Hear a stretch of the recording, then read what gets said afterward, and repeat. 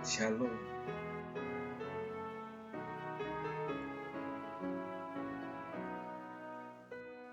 Nah, karena ini lagi bulan puasa untuk bulan, tapi kita banyak di sini mungkin ada pertanyaan, apakah orang Kristen juga puasa? Kok bisa orang Kristen puasa?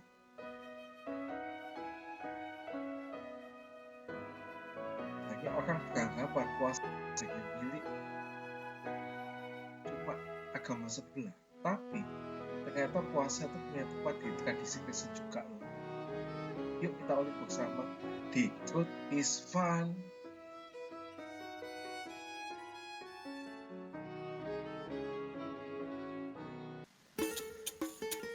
Jadi apa sih puasa Kristen itu?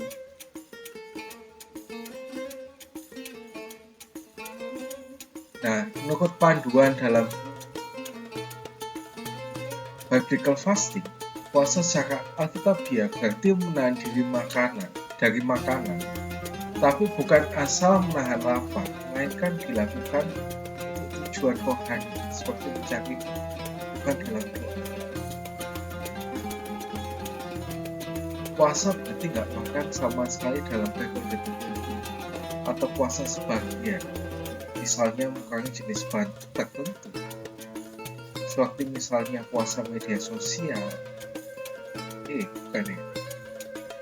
Jenis makanan tertentu, misalnya nggak makan daging, kayak orang Katolik sekarang ya, di masa-masa Prapaskah ini kan puasa nggak makan daging kan, seperti Daniel kan, nggak makan daging sama sekali, cuma makan sayur-sayuran, ya minum cuma boleh air putih, dan juga ada puasa non makanan, bukan makanannya yang ditahan, tapi hal-hal lain seperti media sosial, hiburan, atau kesenangan pribadi yang sehari-hari kita lakukan.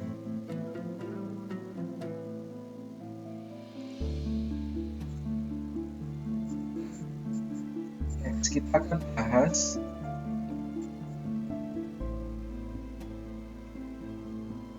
apa sih Kristen kok ada yang puasa, termasuk Katolik sekarang lagi puasa Prapaskah juga ya. Nah, yang pertama, puasa itu untuk apa sih kalau Kristen itu? Mendekatkan diri pada Tuhan. Puasa jadi sarana untuk buat mengerang lewat doa,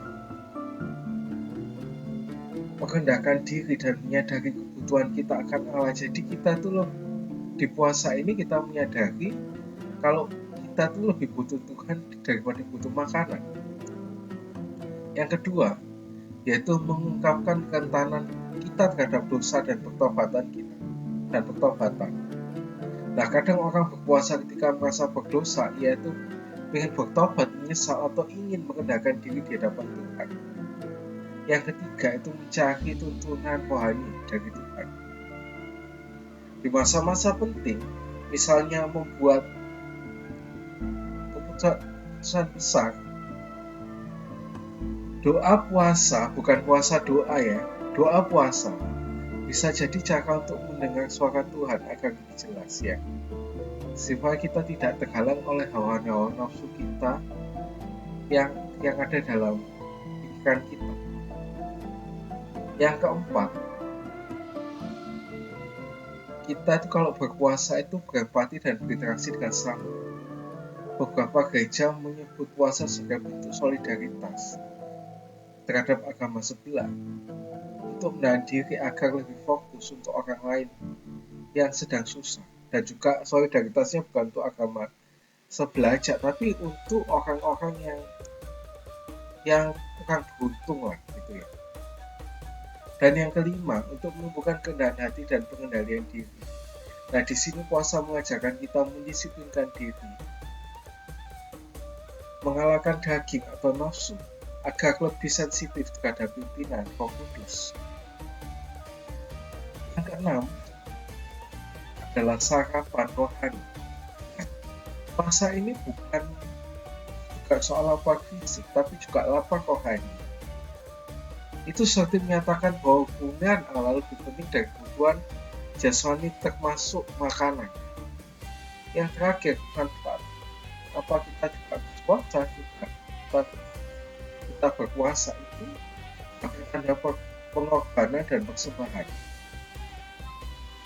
Nah, makanan bisa dianggap sebagai persembahan, bukan cuma untuk memaksa Allah, tetapi sebagai ungkapan kita mengandalkan.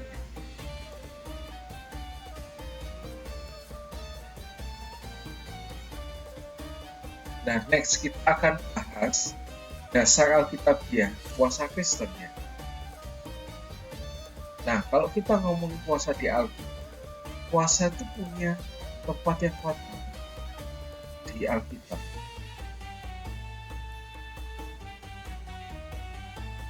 Yesus pun juga puasa selama 40, malah dia puasa 40 hari supaya dia itu terbebas dari ketiga pencobaan manusia, pencobaan besar itu ya, berupa pencobaan di makanan, di ketenaran dan juga puasa itu ya. Di dalam Matius 4 itu dijelaskan secara menyeluruh tentang puasanya Tuhan Yesus sampai akhirnya dia dicobai oleh iblis. Dan juga di Matius 6 ayat 16 sampai 18, Yesus pun mengajarkan murid-muridnya bagaimana puasa yang benar. Dan dia bilang apa? Nah, kalau kamu puasa, jangan pamer-pamer. Maksudnya apa? Tetap kamu beraktivitas seperti biasa, jangan kelihatan lemes. Nah, saya tuh lemes, aku puasa dan sebagainya, jangan kayak gitu. Next, dalam kisah para rasul, kaum Kristen awal juga berpuasa sebelum membuat keputusan penting, misalnya mengangkat pemimpin gereja. Nah, menurut C.S. Lewis, puasa adalah cara yang Allah kehendaki agar kita berseru kepadanya dalam saat-saat kita dalam butuh. Nah, tapi ingat, puasa itu bukan kewajiban mutlak sebagai ritual yang harus dijalankan terus-menerus, seperti aturan di agama sebelah. Yang pokoknya harus setahun sekali ada bulan khusus yang harus puasa kita enggak. Kalau kita puasa itu, ya kalau sebenarnya dibutuhkan puasa.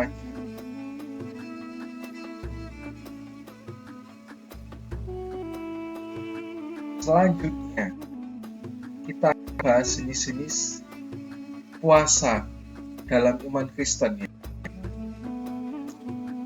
Ini ada berbagai jenis tradisi puasa yang dilakukan dalam tradisi Kristen tergantung tujuan dan kondisi. Yang pertama yaitu puasa penuh. Puasa penuh ini kita nggak makan sama sekali, hanya kadang minum air. Yang kedua, puasa parsial, hanya menahan jenis makanan tertentu atau pada periode tertentu, misalnya pada puasa Daniel. Yang ketiga itu puasa pokok atau puasa bersama jemaat atau kelompok. Puasa bersama untuk suatu tujuan rohani atau misi. Yang terakhir, puasa non makanan, yaitu menahan diri dari hiburan, teknologi atau hal duniawi lain supaya kita lebih fokus ke dalam waktu doa kita. Nah, gereja-gereja modern ini pun kadang menyarankan puasa mingguan, puasa harian pada hari-hari tertentu, atau puasa khusus sesuai kebutuhan rohani. Misalnya mau ada event besar supaya banyak orang yang diselamatkan di situ, banyak orang yang diselamatkan, maksudnya terima Yesus waktu itu ya.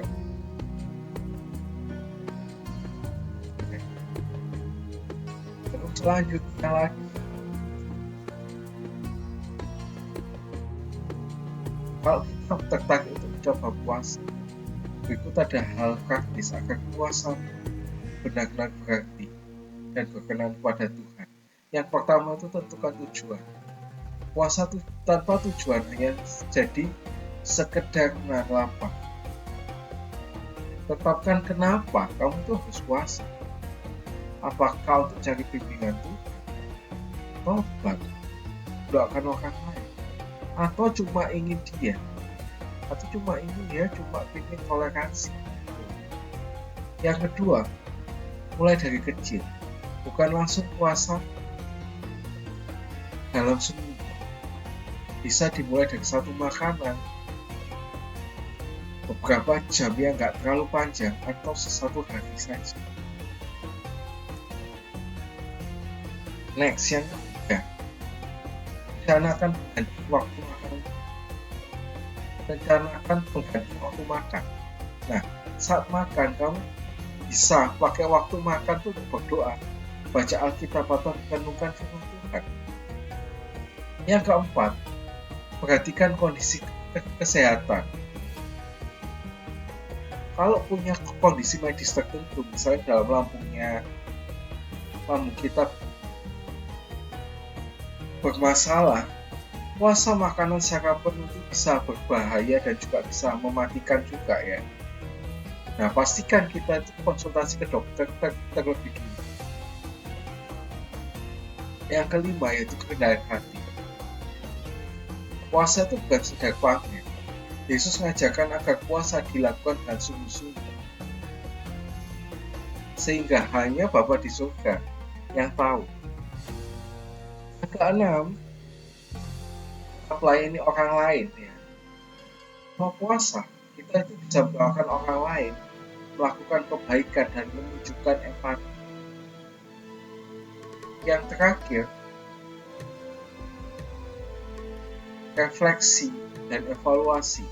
Nah, setelah kita berpuasa, renungkan apa yang Tuhan ajarkan lewat puasa dan bagaimana puasa mengubah hubungan kita itu dengan Tuhan.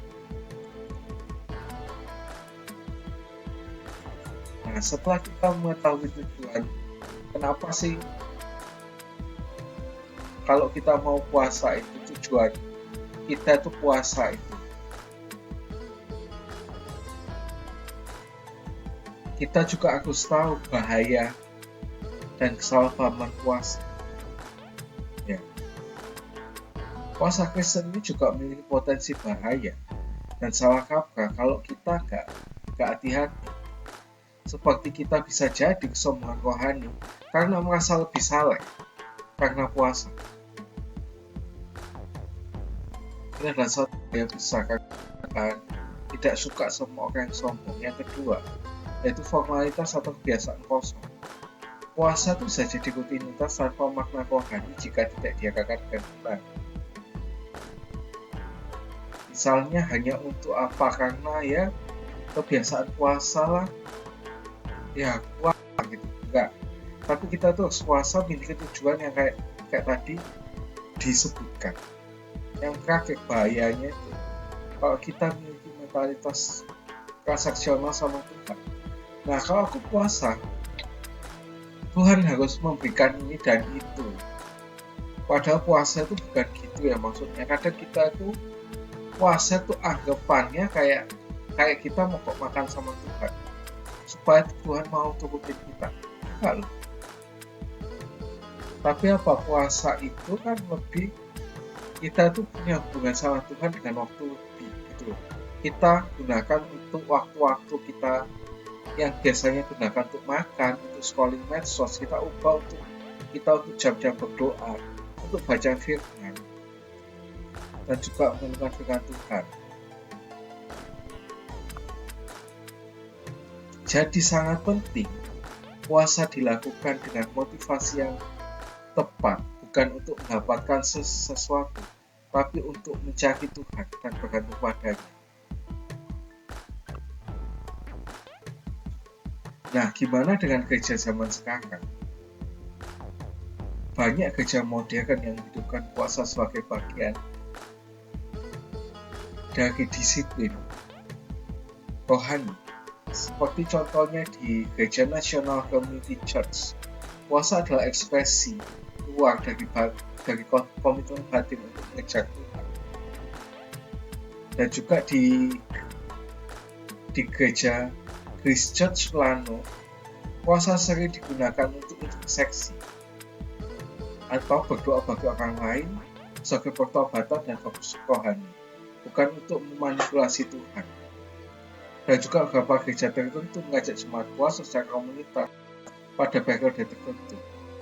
Misalnya puasa bersama untuk mendapatkan visi gereja atau saat menghadapi krisis rohani.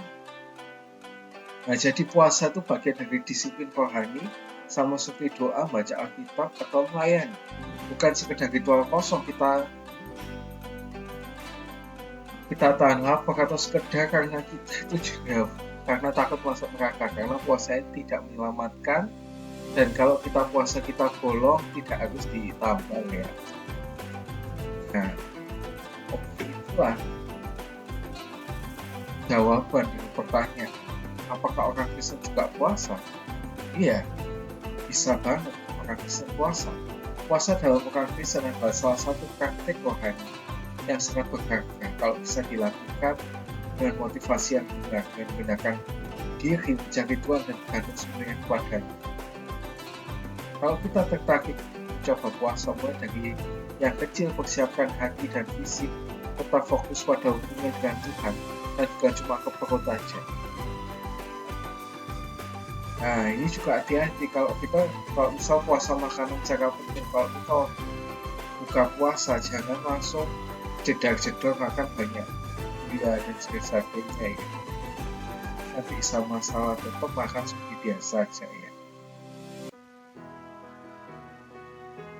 Nah, jangan lupa like video ini kalau bermanfaat, subscribe kalau belum, dan share ke teman-teman yang mungkin merasakan soal puasa Kristen. Sampai jumpa di video selanjutnya. God bless.